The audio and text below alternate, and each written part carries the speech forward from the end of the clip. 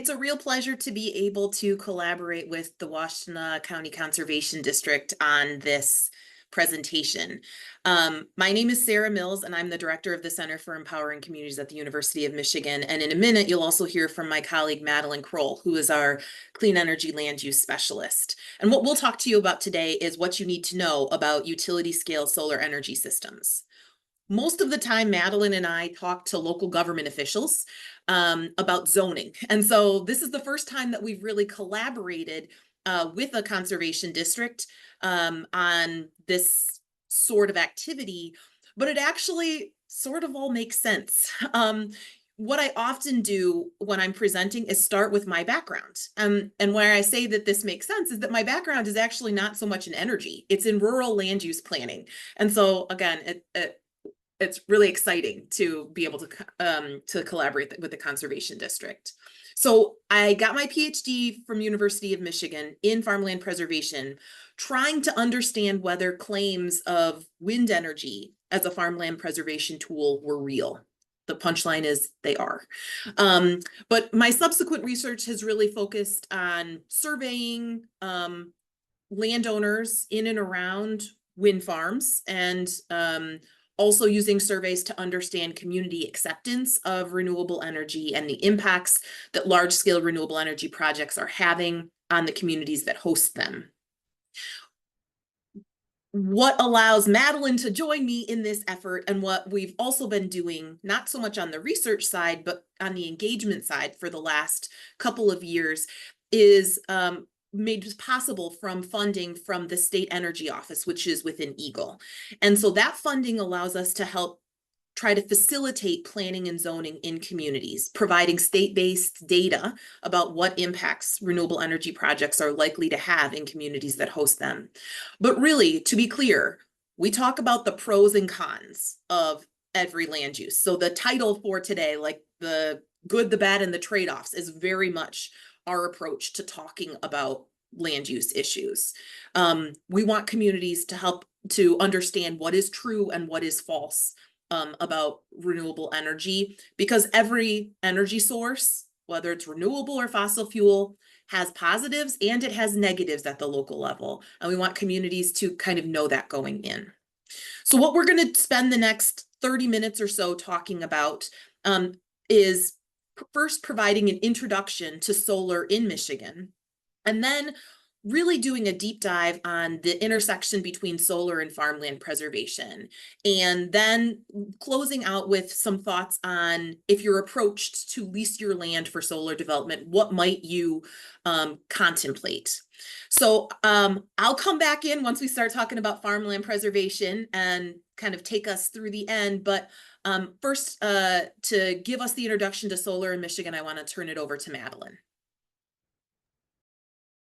Awesome. Thank you so much, Sarah. And hi, everyone.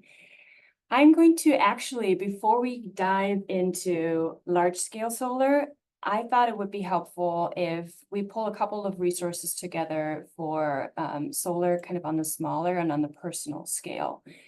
Solar really is scalable across all sorts of scales, on the rooftop, in the side yard, and then there's smaller utility scale and larger utility scale projects. But here are some of the resources that we find helpful for folks that want to learn a little bit more about solar for a personal use. There is a really great tool by the National Renewable Energy Laboratory called the PV Watts Calculator, where you can like punch in your address and draw a little square of where on your roof. It shows you satellite image, and then you can kind of get an estimate of how much your roof could produce energy-wise for your home or for your business, or even for your front yard as well. It's a really neat tool. DTE, for those that are in DTE territory, DTE has some resources available also for rooftop solar and private generation, and things to consider when thinking about on-site generation. Michigan Saves has a great contractor search tool where you can find a contractor and search for folks in the area. And then lastly, the Great Lakes Renewable Energy Association also has resources on solar and wind installers. They have information events, and they have the Solarize group buy program that you can learn more about when you're checking out each of these links. But now I actually want to take us to the large scale. One of the reasons that solar has become such a big topic in recent years, one of the main drivers for this is that the cost of solar has come down dramatically. This graph shows us the unsubsidized cost of utility scale solar, so not like residential solar, over the last year since 2009. And on the left side, you can see you have the cost of a megawatt hour of solar in dollars. And you can really see the range of the prices in each of the years, like the range being a little bit larger in the beginning and then kind of like getting smaller. And the average cost over the years is represented by this dotted line. As you can see, a dramatic decline in cost for solar, and the reduction have kind of like become smaller, but there's still a downwards trend. Currently, we're at a historical low of cost for solar energy. In 2023, which is the last number on the very right, the low end range of cost went further down than 2022, but you also see that the bar actually got a little bit larger again, meaning in some projects, panels were actually more expensive. And the jump of that is due to supply chain challenges predominantly and inflation. Generally, we can totally see a downwards trend in the last 15 years, making solar way more affordable. The lower cost for solar is also why the utilities have been calling for more solar in recent years as well. There's a lot going on the slide, but I first want to draw your attention to this newspaper article by Crane's Detroit Business, a headline from 2 years ago, where they laid out that the utilities were on the hunt for thousands of acres of solar development. Based on kind of what the economic models of the two big utilities, consumers and DTE, say, of kind of like how they plan to provide the cheapest power over the next 5, 10, 15 years. That is what they're doing in their integrated resource plans, or IRP for short. So in their most recent integrated resource plans, consumers and DTE collectively are looking to build out around 14,500 megawatts of solar, or in acres. Since we're planners, we speak in acres, collectively between 116,000 and 145,000 acres, when we're using like an 8 to 10 acres per megawatt kind of ratio. And because of how the cost of solar has come down so much, it is really possible statewide, and that is why the utilities are calling, or have been calling, for more of this as well. This is even more so relevant now in the light of legislation that has passed in the fall, coming with updated renewable energy targets and a new clean energy target of wanting to be 50% renewable in 2030, 60% renewable in 2035, and 100% clean by 2040. And there is an important nuance between renewable and clean, because clean energy also includes, next to renewables, nuclear power and natural gas with carbon capture. So the new renewable energy portfolio is not necessarily increasing the number of megawatts compared to what the utilities have been calling for, but they're dramatically speeding up kind of the timeline. All right. This map gives us a bit of a sense of where in Michigan developers and the utilities are considering building out these projects. This map is called the Myo Q Map. Myo is the Mid-Continent Independent System Operator, kind of in charge for several states from Michigan to Louisiana, of like overseeing and managing like the overall power grid. Any solar developer that wants to develop a project has to apply to MISO to see if there's space on the grid and what it would cost to connect to the grid with a certain project. It's a multiple year process. So these dots kind of show where developers are potentially interested in looking further and are considering a project. For the projects that are in the pipeline, I want to make sure that it's clear that not all of these projects are necessarily going to be built. There's a lot of things that go into it that the developer will kind of figure out over time, which are the costs to connect, land acquisition things, and permitting, and other aspects. But it gives us a good indication of where there is interest in developers, and landowners may have already been approached by developers. So we kind of see the yellow dots. The yellow dots are showing solar projects, utility scale solar projects, and they're kind of all across the state.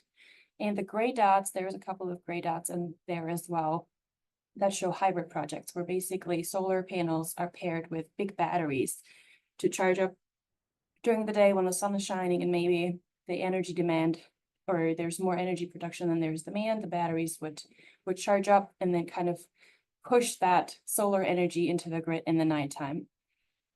So we see collectively, we have lots of attention, more than 18,000 megawatts of projects under consideration.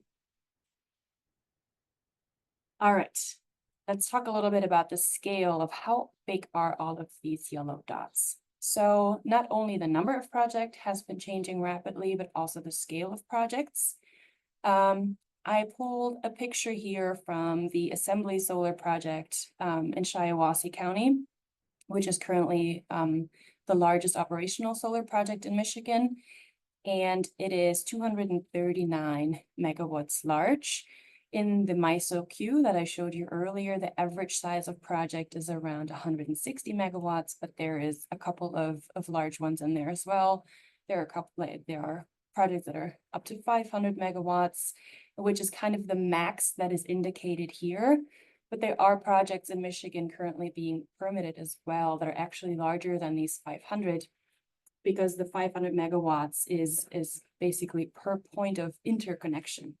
So substation, for example. So there is a project in permitting in Calhoun County, which is a gigawatt of solar, but it taps into multiple points of interconnection, and that's why they don't show up into. So this is kind of an undercount of the size of projects.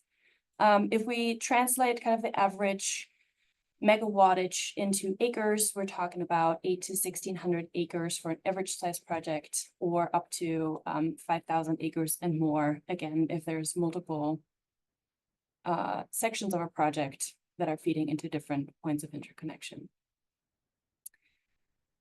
Okay.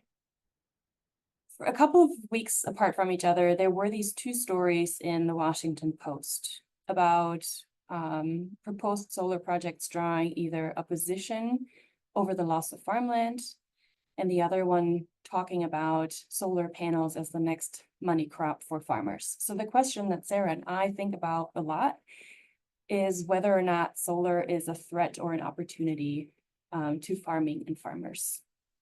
And we really suggest that this really depends on what you mean by farmland preservation and what you're trying to preserve.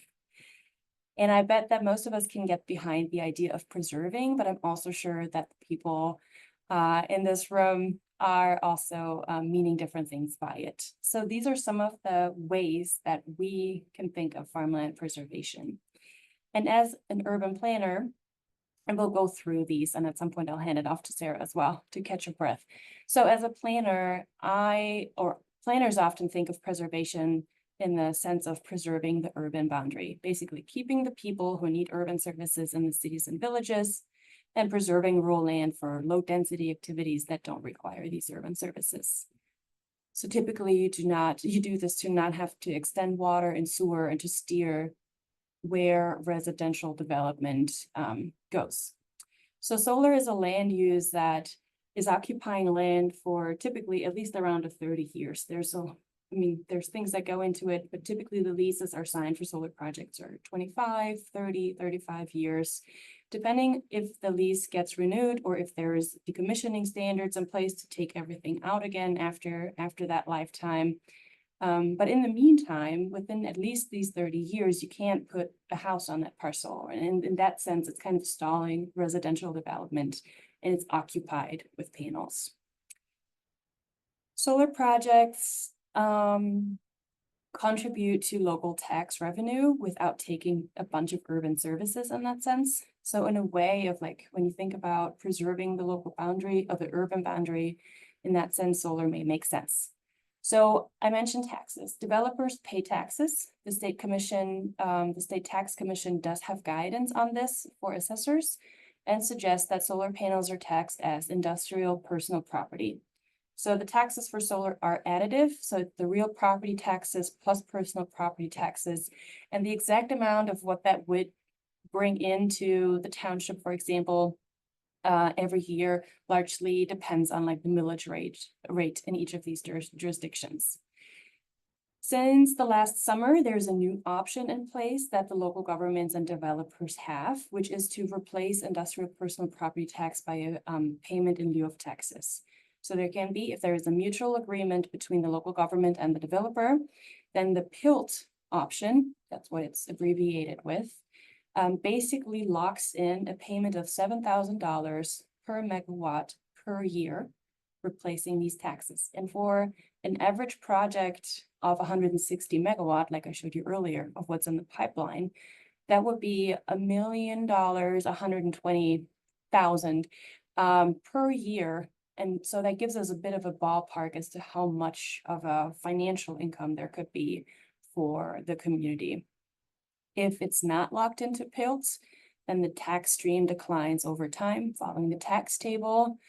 A PILT avoids potential tax disputes about changes to the tax table, but the drawback of the PILT option is that it isn't pegged to inflation, so you lock it in for 30 years, and it's often less than what local governments may receive using the ad valorem tax table, but that again is entirely depending on their millage rate.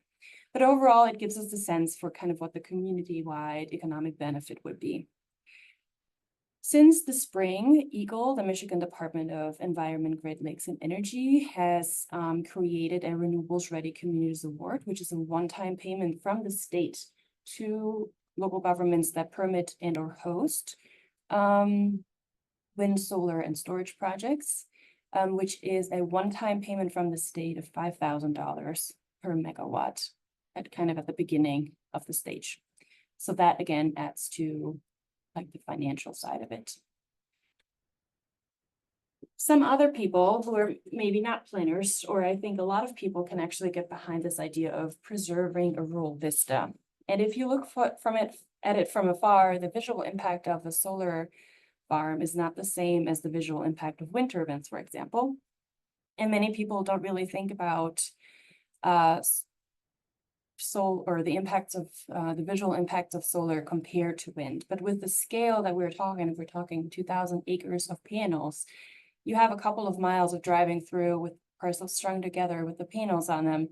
Or for someone who lives and has solar panels kind of abutting all sides or three sides or even two sides of their property, that certainly is a change in the landscape. And this often gets to this is not what I moved here. This is a change in my typical landscape. So I think it's important to acknowledge that solar certainly does have an impact on rural vista as well. That is why some developers make payments not just to the landowner that they're leasing the land from to put their panels on, but also to direct neighbors, called neighbor payments, kind of based on how many sides of the property have panels adjacent. Our understanding is that this is an occasional occurrence that these payments happen, and we're not really sure how prevalent this is in Michigan. And we're currently working on a nationwide study to understand neighbor payments a bit better. Typically, rules for zoning or siting address visual impacts on neighbors, but Sarah will talk a little bit more about leases for solar later that could address some of these concerns as well. All right, my next slide talks about habitat preservation. So there is actually a potential to improve water quality and create more pollinator and ecosystem benefits with these projects, but it entirely depends on what you plant underneath the panels and around the panels. As for wildlife, most of the wildlife impacts appear or happen during the construction. I mean, it's a construction site, there's construction activity, so it will scare animals, critters away. But if they do have some place to go during construction, they can come back to the solar project. In the lower picture, you see like a typical, like a wildlife fence where there's a fox walking through the fence. So wildlife fences are often used to let these small animals back in. Bigger animals such as deer are sometimes an issue, particular in Michigan, because you do not want to have deer in your solar project. The National Electric Code requires fencing around a solar project, and deer sometimes manage somehow to jump into these, but they don't always make it back out. There have been a couple of instances where deer got trapped in solar projects in Michigan. Depending on the height of the fence, deer may be deterred from entering altogether, and that's something that the DNR is actively looking at, basically coming up and developing best practices, like in deer farms, where they want to keep farmed deer separate from wild deer. The DNR often employs like 2 rows of 8-foot fences to separate them. So this is a field where there's still active development of like trying to figure out how do we keep deer out so that we don't accidentally trap them in. I'm going to catch a breath and hand it over to Sarah to talk us through the other 2 ways that we think people think about farmland preservation. Thanks, Madeline. All right, so I'm picking up from the 4th bullet there, which is land for growing food. So I think what's really important to acknowledge or think about is that it's what you see here on this page is effectively combining agriculture and solar development at the same time. This is sometimes referred to as agrivoltaics. And that is an active area of research. We at University of Michigan have put in a number of proposals along with Michigan State to think about future agrivoltaics. We're seeing this, but already in the state of Michigan, but only at a very small scale. So when we're talking about these large solar projects of the scale that Madeline was talking about at 1,200 acres, it's important that though I'm showing you these pictures here, that's not what you should have in your mind or kind of expect to come. Grazing within a large solar project is possible right now, but it's not likely to be the whole 1,200 acres. That's a lot of sheep that you would need to graze. For what it's worth, you don't usually graze goats. Goats are jerks and they jump on the panels and they nibble the wiring. So sheep are the common things that you would graze underneath it. But, you know, there would be a lot of sheep to graze 1,200 acres. And like this slide says, other crops are niche kind of at the largest scale for the medium term. And so right now, when we're thinking about large scale solar projects, we're thinking largely of a site as energy production rather than a site that is kind of co-producing both food and energy. All right, so that leads us to the last bullet, which is one of my favorites to talk about. Oh, sorry, actually, we're not going to get to land for or farm livelihoods yet. Instead, we're going to stay on land for growing food. So, a couple of things then to keep in mind is, first of all, asking whether solar is reversible. And what I started out by saying Madeline and I often talk about with planning commissions and township boards around zoning. And often how reversible solar is depends on the land use requirements in place. So if the land use requirements require grading the soil and creating stormwater detention or retention ponds, kind of taking out the field tile that's already there, if they require a whole bunch of berming to screen the solar farm and planting of a bunch of trees, again, to kind of provide a visual screen, that's going to be really hard to reverse in the future. So kind of what the land use requirements are in place determine how reversible it is. The other thing that's important in this context is around decommissioning. So often, both the solar leaseholders who have solar panels on their property, they have it in their lease that like at the end of this solar farm, the panels will be taken.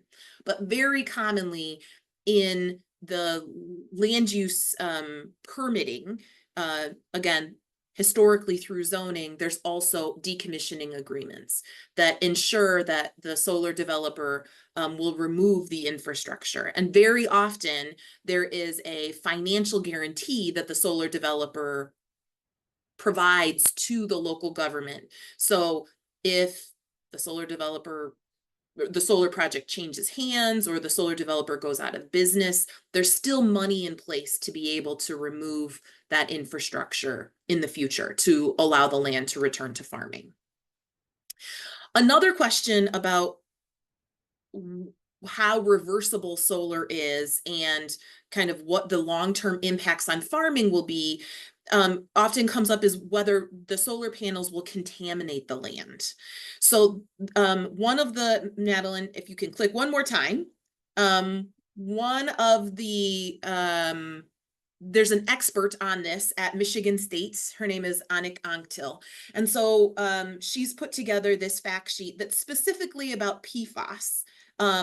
Sometimes there's concern that the coatings that are put on solar panels to keep them clean may contain PFAS.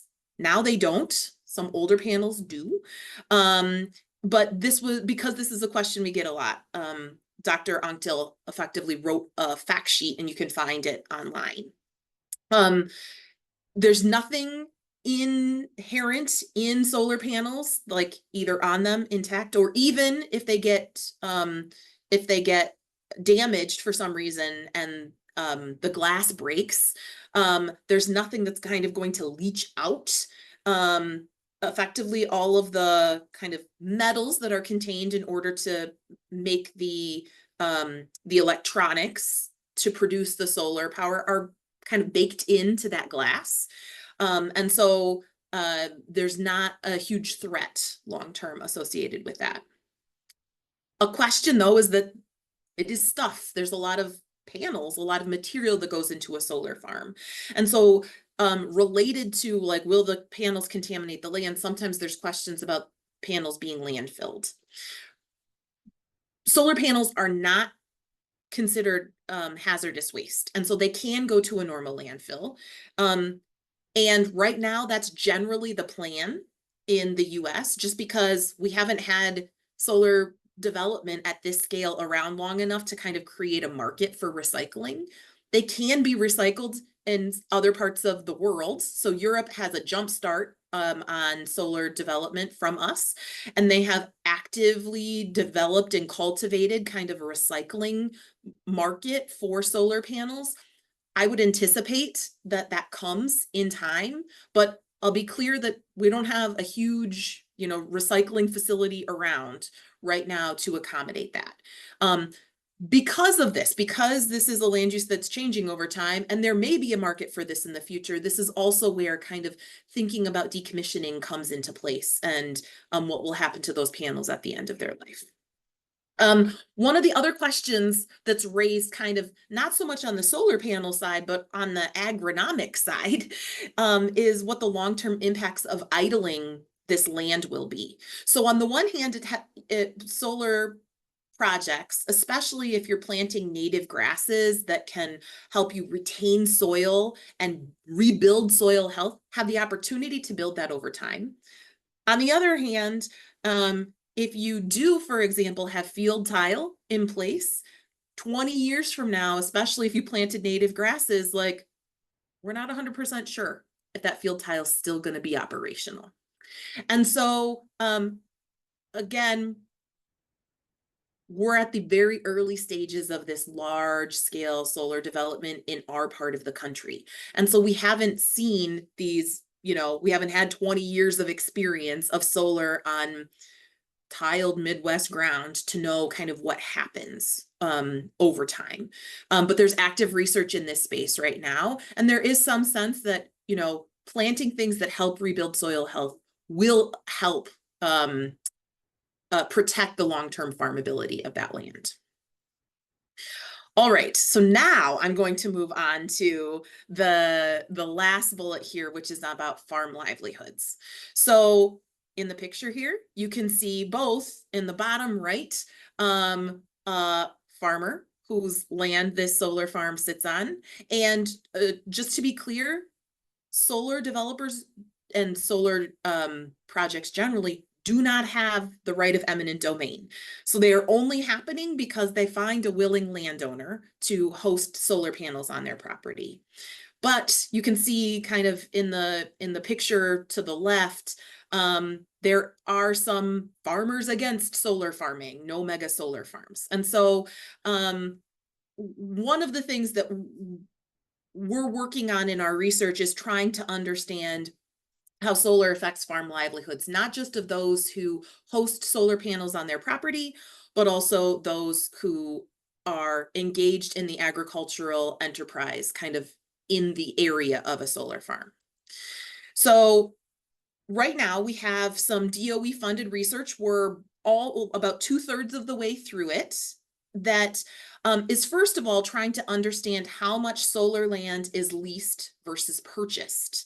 For wind energy, wind developers rarely purchase the land that a wind farm sits on. They just enter into a long-term lease agreement. One of the things that we turned up through this research is that while the majority of land in solar farms is leased from the landowner, some solar developers' business model is to purchase the land. They are expecting that that they're going to be generating power on this site for at least 25 years, maybe more. And so it makes financial sense for them to kind of purchase the land outright. That has implications kind of at the community-wide perspective about whether it's a one-time infusion of cash or regular payments that go to local landowners. But the other thing that we're trying to understand from this study is what solar leaseholders are doing with the revenue that they receive. So my early research on the wind side of things says that people with wind turbines on their property take that money and reinvest it in their farm. They're buying more farm equipment, they're building outbuildings, they're buying more land or tiling more field. And for solar, again, because the solar panels are behind a fence and the landowner may not even have access to that land. And again, we're not talking about agrivoltaics. We're talking about this as a kind of energy centric land use here. The farmer is not cultivating that land anymore. So the question is, are they retiring and potentially taking the revenue that they receive with them to Florida or Arizona? Or is this supplemental farm income? I should first say, I do not begrudge a farmland owner their retirement. I know that a farmer's land is their retirement. And so, this is one of the options that farmland owners have. One of the things that we're finding, though, is that the story is super complicated. We've got some farmers who are seeing this as retirement, and it's a pretty lucrative retirement. Kind of the going rate for solar leasing across our study area in the Midwest is anywhere from $750 an acre a year to $1,200, $1,500, I'm hearing. Even it could be even more than that. So super lucrative kind of retirement strategy. We're also hearing stories of farmers who lease out the least productive 40 or 80 acres and buy additional land or elsewhere, or kind of scale back their farming operations and use the revenue that they receive from solar farming on a portion of their property to help supplement farm income. So there's not one kind of person who leases their land to solar development. It is a lucrative option. And so it had both of those streams have implications in terms of how the revenues circulate.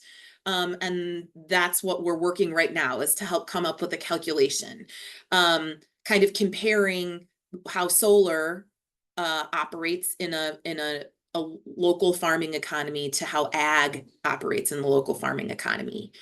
So stay tuned for kind of the calculator associated with that. As Madeline mentioned, we're working in the future. We're trying to dig into the prevalence of how common it is to pay neighbors, but we're also looking at want to look at the impacts that solar leasing has on tenant farmers and just their ability to have enough, to get enough ground to farm, to stay farming. All right, kind of wrapping up the solar and farmland preservation section.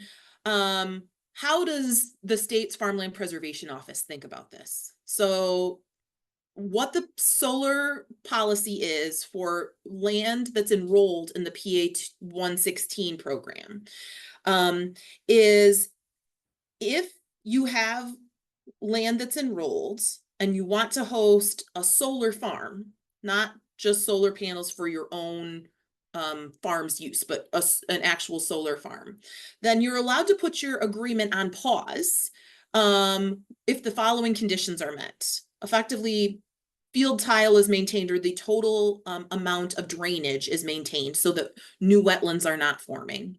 The second is that cover crop is planted that includes pollinator habitat. So trying to provide some ecological services and where neighboring fields are reliant on pollination, potentially some agronomic services. And finally, that a surety bond or letter of credit is posted with the state to ensure that the solar panels will be removed and the land returned to a condition so that it can be farmed at the end of the project. The punchline here, like how I read the way that MDARD is thinking about solar and and farmland preservation. They're trying to protect the long-term farmability of the land, again, making sure that the project is decommissioned and that new wetlands don't form, but at the same time providing farmers and farming communities with a new income stream now. All right. The final kind of summary that we have on what this means, kind of the good, the bad, and kind of the trade-offs for a rural community when they're thinking about large-scale solar. So on the benefit side, it's largely economic. We talked about landowner payments. We also talked about the tax payments that are made, so increasing kind of local government tax revenue in that local community. Madeline touched on the Renewable Ready Communities Award, so the one-time payment that is made to communities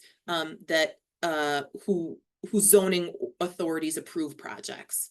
And then the idea that there may be some jobs, that long-term jobs that come along with solar development, but honestly, we put the caveat there because there's few of them. Most of the jobs are during construction. On the local concern side, depending on kind of what sort of habitat already exists, there may be an impact there. There's certainly a visual impact. And again, the thing that a lot of communities are trying to weigh is whether or not this is a wise use of land and what impact it might have on tenant farmers. Typically, what Madeline and I do then, kind of with that summary, is say to planning commissioners and to township board members, all right, what you need to think about is solar as a land use within the context of your overall master plan for your community. So how does solar fit with your long-term plan for local economic development or for land use? Where in your community does it make the most sense? And often tell communities to use then their zoning authorities to address the impacts.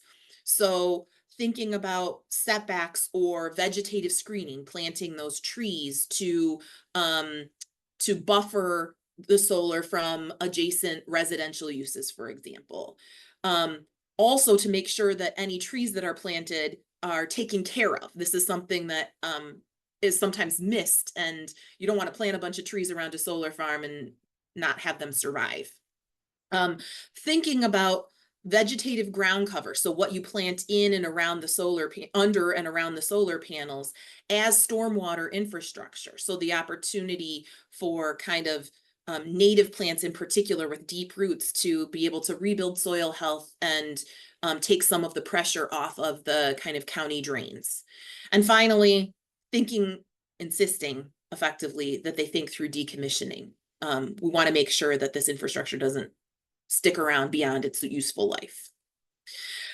One of the things that's been tricky in all of this, and kind of an opportunity that working with the conservation district proposed, is that there is a new law in play in the state right now, PA 233, that sort of changes the structure and the amount of discretion that local governments have in terms of setting land use control. So this law, which was passed last fall, grants the Public Service Commission, who regulates the utilities in the state, new authority to issue certificates for renewables projects that are at designated thresholds. So it's effectively only the largest projects. And that's for solar projects that are 50 megawatts or bigger. So that's at least 300, 400 acres or so. Importantly, it doesn't say that there can't be local zoning. It just gives developers an option to go to the state for this certificate rather than through local zoning if they find that the local zoning ordinance is unworkable. Like there's some stipulations in the law about kind of what is considered a compatible ordinance. And if the local ordinance is not compatible, then the developer can go to the state. Most local ordinances in the state right now are not compatible. So this law will go into effect at the end of November. And just in terms of why our work with zoning authorities has been kind of at a pause, is because until the state kind of figures out how it will implement the law, a lot of local governments are trying to wait and see what path they want to take. Just let projects go to the state, develop a compatible ordinance in their place, or kind of amend their ordinances to be kind of more reasonable. Right now, the Public Service Commission staff for the last couple of months has been holding stakeholder engagement sessions to get some feedback on implementation of the law. They're due to give recommendations June 21st. Public comment on how the staff plans to implement the law will be open for comment through July 17th. And then in early August 9th, we're expecting to have a better sense of kind of how the Public Service Commission plans to implement this law. And I would expect after that lots of townships across the state are going to be amending their ordinances. But again, you're a unique audience. You're not planning commissioners. And I would say that the role that landowners have had has always been high. It's even more important now than ever. That, you know, there's a lot of power in the hands of farmland owners. So again, to be real clear, there is no power of eminent domain for solar energy. So a solar developer has to find a willing landowner who's either going to sell their land or lease their land. One of the things is, in most situations, that if your land is enrolled in a purchase of development rights program, then you're not able to lease that land for solar development. Most of the kind of easements, development easements effectively don't allow for solar development on PDR lands. If you are approached to lease your land, there's lots of things that have been in place for the last several years, or that come top of mind that you might want to think about as you are negotiating with a solar developer. One of them, the first one, is just, is this for a lease or is it for a sale? And thinking through, like, what makes sense for you. There are different phases of leases. There's an early term, effectively when the solar developer is trying to see if they can amass enough land to make a project go forward and get through the planning phases. And then once construction starts, there's usually kind of different lease terms associated with construction and operation. So those are things to keep in mind. One of the things that a landowner who's approached by a solar developer should think about is who pays the taxes. The solar developer should, but you want to be real clear about that in your lease. Something that comes up that you might want to consider is access for hunting.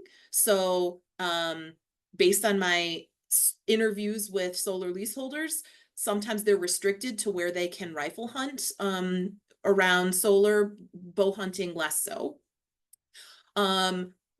Who is carrying liability insurance in case something happens on the property.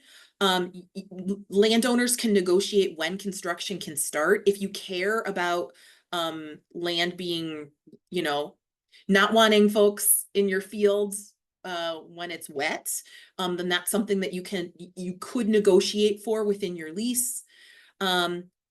Landowners can negotiate a right of first refusal for maintenance of the ground, so effectively mowing, or if the solar developer is interested in having grazing activity, so sheep as kind of maintenance, you can negotiate for right of first refusal for grazing. And then those leases typically also include terms in terms of termination, decommissioning, what infrastructure is taken out at the end, and then restoration. So at the end of the lease agreement, kind of what restoration activities would the developer need to undertake? Going forward, though, there are a couple of other things that are important that landowners who are approached by solar developers might want to consider. And I would say going forward in light of, it might not be the local zoning authority who controls how close the solar panels can be, or whether there are trees planted to screen your neighbor. So one of the things that a landowner might want to consider if approached by a solar developer is which acres to lease and proximity or screening for neighbors. Historically, landowners have, had lots of discretion, and they still do, in terms of how close the solar panels can be to their house. But landowners might want to consider how close they want to allow those solar panels to be to their neighbor's house.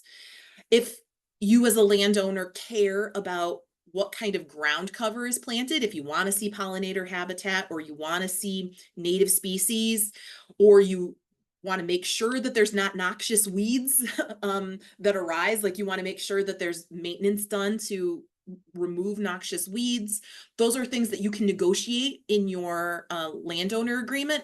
Historically, often are covered by local zoning, but this is something that you as a landowner can ask for as well. And similarly, thinking through the relationship with field tile. And so whether you don't care if the field tile is damaged, whether you want it replaced at the end, kind of those are things that you yourself are empowered to negotiate within your lease. We've highlighted here this solar leasing guide from Ohio State. It's super comprehensive and includes all of the things that I just talked about. And speaking of talking, we've talked a lot. Even so, though, we could probably speak for another couple of hours. So if you have any questions about the things that we have said or didn't say, if you are on a planning commission or township board and want us to review your solar ordinance, if you want us to connect you with folks at MSU Extension or other communities that have solar, please don't hesitate to reach out to us. Madeline and I do not just kind of presentations for counties and local government groups, but we also work through the Michigan Association of Planning to provide bus tours and sessions at conferences, often give presentations at the Michigan Townships Association or the Association of Counties. So please don't hesitate to reach out to us with any additional questions.